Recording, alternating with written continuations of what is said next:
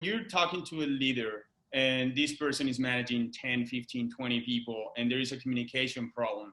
What is that leader has to change? How does that person, need to focus and deliver that message and improve that communication within the team? Generally speaking, when there's a communication issue is what it feels like. What the real issue is, it's a trust issue. Okay. So usually our behavior, how we show up in the world, either creates trust or it takes away trust.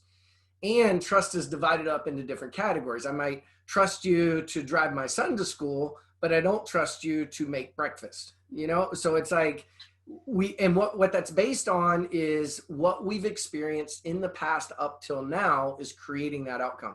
It may be with you, or unfortunately, we put people in categories. And so to work on trust, to get communication to go up, that happens after trust is in place. So how do you get trust in place? Well, it's right action and right communication. They go again together. So right action gets into, if I say I'm going to do something, I actually do it. If there's friction or there's issues that are going on, we actually talk about them. So that when that's in place and the team feels that, we go, hey, I've got this idea. And instead of everybody sitting there going, oh, great idea, boss, which is the last thing you want, right? Unless it's just an awesome idea, but come on, we should have some pushback. Okay, that's awesome. Have you thought about this? Have you thought about that? Have you thought about these 3 other vendors we could get it from, right? We want to hear that coming back. But a lot of times that's not what's going on. People are just nodding their head. They're going along. And that's because of the leadership behavior, how we show up. Yeah. So there's so much more. When Eric's talking about communication, there's so much that goes into it. But the more you understand yourself, you understand other people, the more you can drive trust, the more that opens up to have those real conversations. Yeah.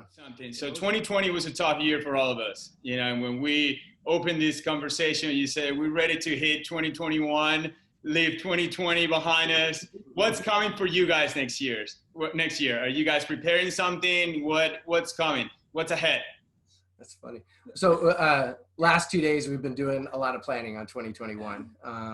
We were working on it, but we got even deeper into it. For us, 2020 has been a heck of a pivot, right? So we do live facilitated classes. Well, that's basically not a thing. So everything's moved to online and probably will be there the next 4 to 6 months as a business. So you guys, for example, you went through kind of our, we want to call it our premier, what we call an immersive class, which is called Bold Advanced Leadership. However, probably our favorite class is one called the Forge Team Execution, where we take them up in the woods, and there's so much cool stuff that we do. So much outside. Yeah. And you talk about learning how to work with a team or your business partner. Woo. So it's different personalities, having to accomplish things together. It's fun, but it's tough, right? It's got that combination. Whereas Bold seems to be almost all tough, right? That's a hard class. Oh, there's fun in there. There's fun. I think she's going, Kate. There's some fun stuff. There's some fun stuff, but it's. I highly recommend it, but it's everything. Yeah, it's got it. But Forge, the great thing is to get to Forge, you've either got to have gone through Bold or you have to be with somebody who's gone through Bold, because it sets a higher standard, a higher bar of performance. So we don't have to be as we don't have to hold you accountable at the same level we do in Bold, because it happens naturally in the Forge and we can dig into deeper material.